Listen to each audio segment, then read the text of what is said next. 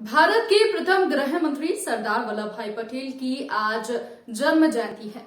इस मौके पर राजधानी भोपाल के वल्लभ भवन के सामने स्थित सरदार वल्लभ भाई पटेल की प्रतिमा पर भाजपा के नेताओं ने पुष्प अर्पित कर श्रद्धांजलि अर्पित की।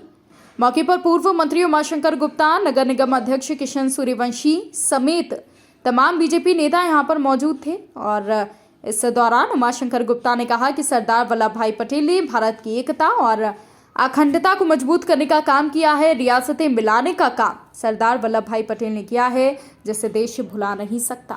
सरदार वल्लभ भाई पटेल की जयंती जी के अवसर पर हम सब लोगों ने श्रद्धा सुमन अर्पित किए हैं।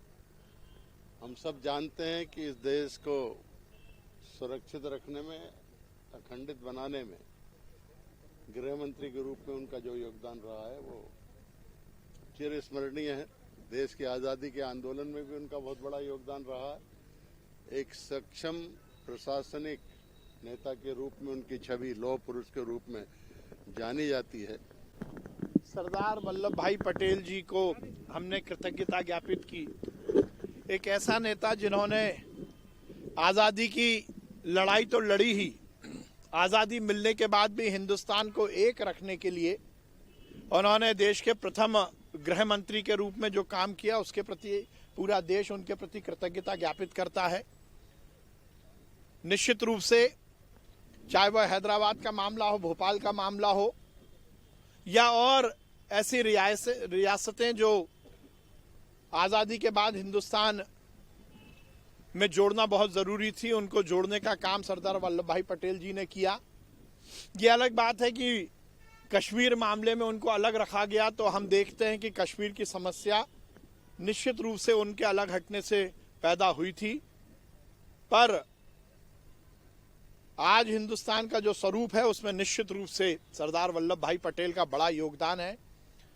हम सब उनके प्रति कृतज्ञता ज्ञापित करते हैं। आज हमने शपथ ली है कि हम सब मिलकर इस देश की एकता, अखंडता को तो कायम रखेंगे ही और उसके साथ साथ इस देश को मजबूत बनाने के लिए भी अपना सर्वस्व न्यौछावर करेंगे।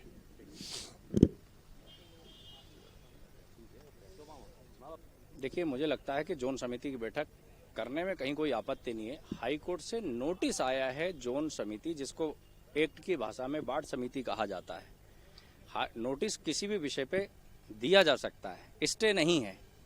तो मैं कमिश्नर से बात करता हूं कि जोन समिति की बैठकें आयोजित करके बाकी कामों को सुचारू ढंग से संपादित किया जाए।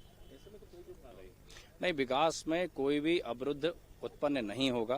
विकास के कार्य के लिए स्वयं मुख्यमंत्री जी ने भी संज्ञान लेते हुए, तत्परता दिखाते हुए निगम प्रशासन अमले को पूरी तरह से मुस्तैद होकर के सड़कों के मामले में हो, बाकी अन्य मामले भी हो, तो मुख्यमंत्री जी ने स्वयं संज्ञान लिया है।